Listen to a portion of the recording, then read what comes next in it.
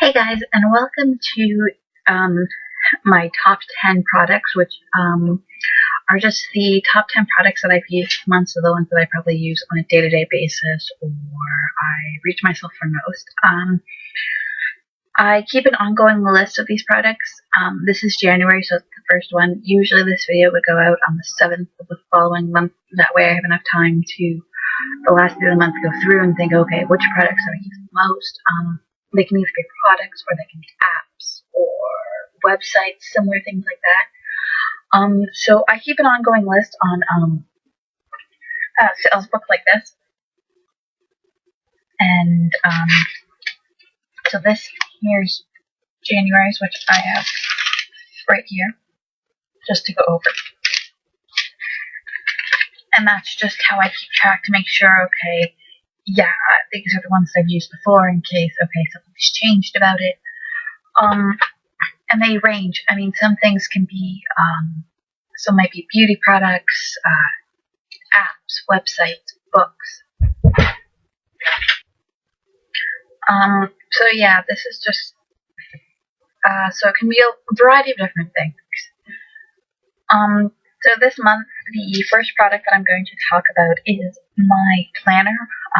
I have just the Mead Planner. This is from August to July, so it's basically a school one. Concentrates more on the school month instead of going from January to January to December, which I find a little difficult. So this one here is just one that I've been using. I didn't use it much before January 1st, and then I went wild. So this is what my month looks like. More in February, I got more into color. Actually, I got into color coding down here, but more towards the end of the month, did color coding really take effect. More towards the end of the month that I actually really get into it.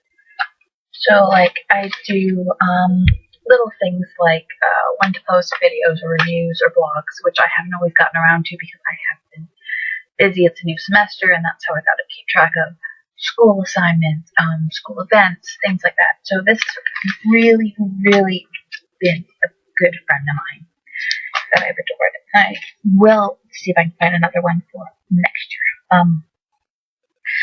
My second thing that I want to talk about is my sunbeam heated blanket, which is this little guy right here. I don't know if you can really see it. A minute, and I'll just.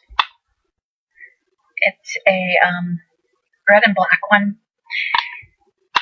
This is actually a 3-hour shut off, so I can leave it on. It'll stay on for 3 hours.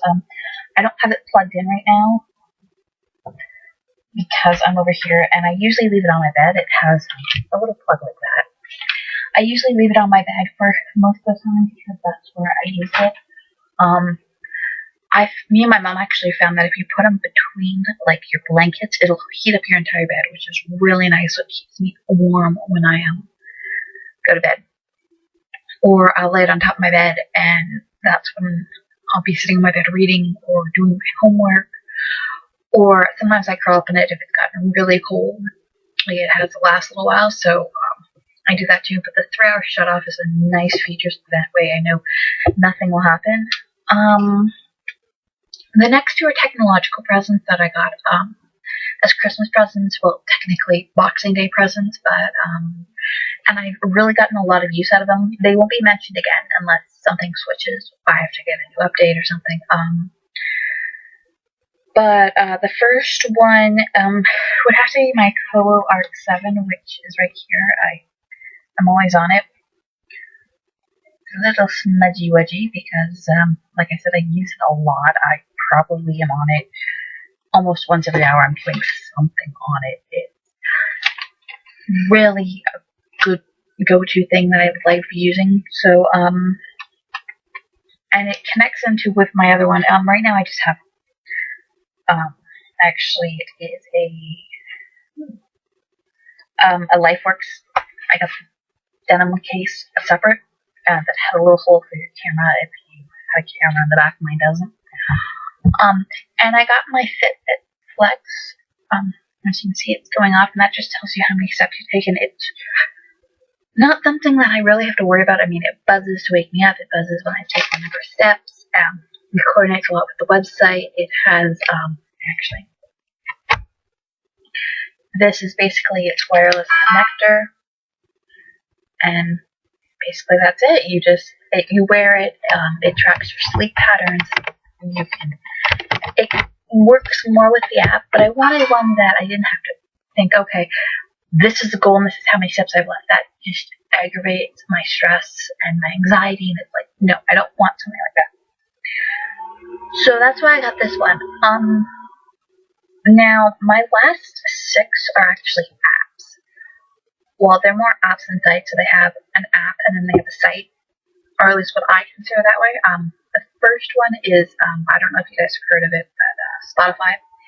I know it's really popular in the UK and the US, and it's now just popular here in Canada because we finally have a code that we can enter it on. And I tend to use a lot more of the pre-made list by Spotify. Whether it be country music, inspiring music to write to, sleep music, emotional music. It sort of has a thing for everything. And then my next one, going along with my Spotify, would have to probably be GoodReads. If you've watched my video on my monthly reading list, you'll know that, okay, GoodReads is sort of my go-to thing. It's where I update all my books and everything, and there is, you can go to goodreads.com or in the Google Play Store. I'm pretty sure you can also get it for the iPad. I'm not exactly sure, but just give me a minute. This is what the app looks like. It's just this little thing, and I prefer using this one because I'm on the go a lot. I do have to be connected to the net, which is a downside, but it's really good with being able to update your readings. And I don't like using the want to read on this one unless it's something that's non-fiction. I have another site that I use for fiction, which will be uploaded on Saturday in my February's top 10 products, because that's what I like to use. But also, so that's what I like to use. It monitors my review. It monitors my reviews that I put up. It offers similar books. If I've reviewed this many books, it gives me recommendations, which I like. And it also has a yearly reading challenge, which I really like. So it's how many books do you want to read this year? My goal is 104, and I'm only at 12 right now, so I'm a little bit behind, but I have March break coming up, so I know I can catch up. The next one would have to be the Kobo Store, which goes along really well with the GoodReads. For me, it's just, all I have to do is I can either go like this, and this will bring it into my books, or this little app, right here.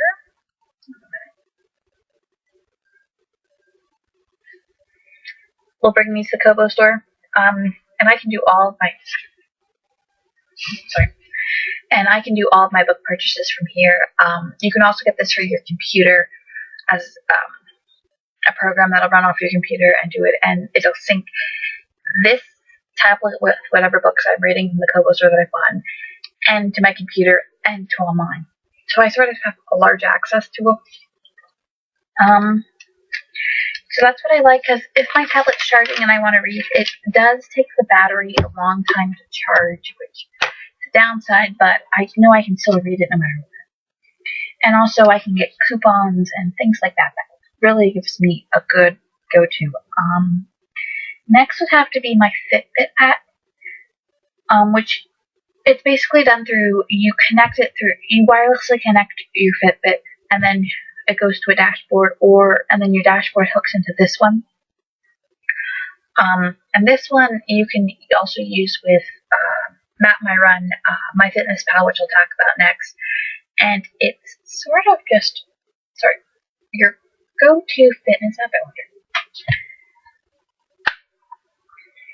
It's sort of your go-to app. I mean, here it tells you the number of steps, track your exercise. In my case, I have it set to kilometers. Then it's active minutes, water. These ones down here I use sleep, and then these ones down here are weight, calories you burn, calories intake, and that. I found that I was really doing that more before, but I'm not so much anymore. But because we are talking January, I did really use a lot of my FitnessPal, which I don't know if I still have on here or not.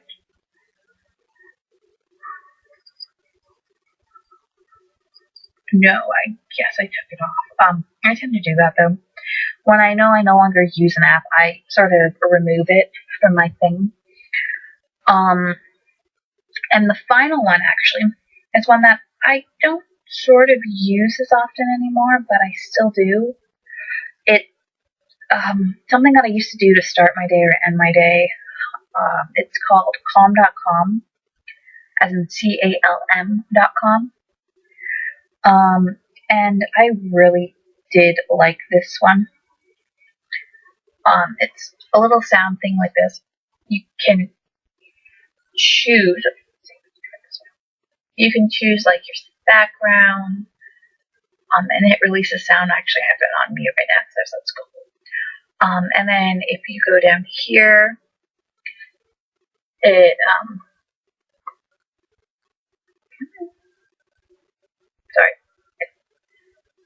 application. This is the first time I've had a problem with it, but it could be updating because I haven't used it. But this gives you like guided breathing and meditations, which I really like, and that's why I used to end my day. Okay, now it goes. So you have these little icons at the bottom. This one's your profile, so it tracks what you've done. This one here is programs. And the one that I really like using is this up here. It's called 7 Days of Calm. And then it gives you, okay,